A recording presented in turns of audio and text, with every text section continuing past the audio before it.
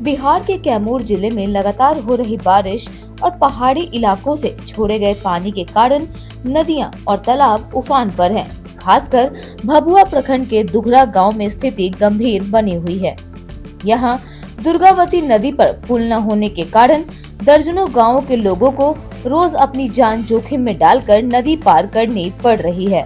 भभुआ जिला परिषद सदस्य एवं बसपा के प्रदेश महासचिव विकास सिंह उर्फ लल्लू पटेल ने मौके पर पहुंचकर हालात का जायजा लिया और मीडिया से बातचीत में बताया कि दुघरा गांव, जो जीटी रोड से मात्र 500 मीटर की दूरी पर स्थित है, वहां से कई गांव जैसे खनेठी, हथियावान, परमालपुर, खुरालपुर और बगैचा के लोग रोज नदी पार करके अस्पताल, स्कूल और बाजार पहुंचते हैं।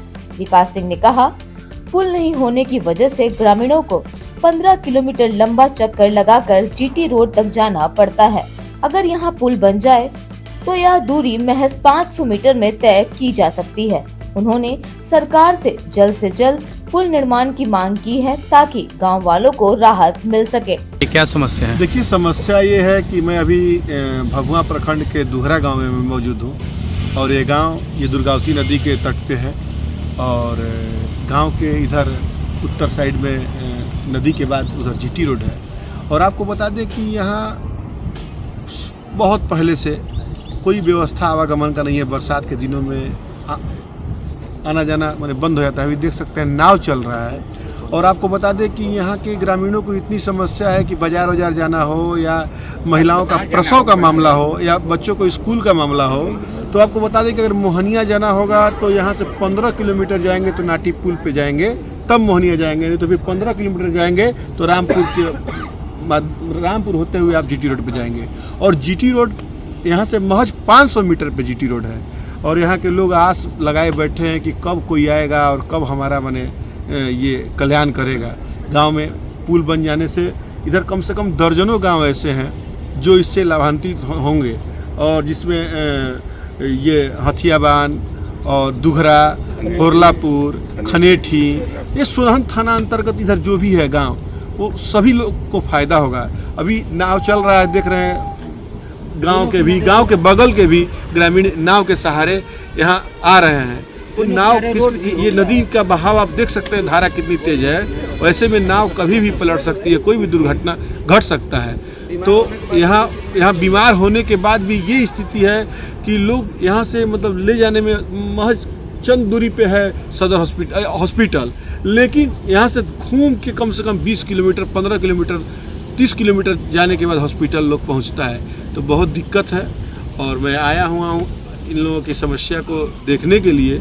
वास्तविक में ये लोग जटिल समस्या में हैं और इनके समस्या के निदान के लिए मैं हर तरह से प्रयासरत हूँ। आने वाले समय में इनको पुल मिले जिससे इनका आवागमन जो बाधित है वो ख़त्म होकर सरल मार्ग हो जाए, ताकि ये लोग जीटी रोड पे ये लोग आ जा सकें। और निश्चित आने वाले समय में हर तरह से प्रयास करके और इनके कार्य के लिए मैं जिला पदाधिकारी से लेके और राज्य सरकार तक अपने लेटर पैड पे लिख के और अनुशंसा करने का काम करूँगा। जी, आपका परिचय?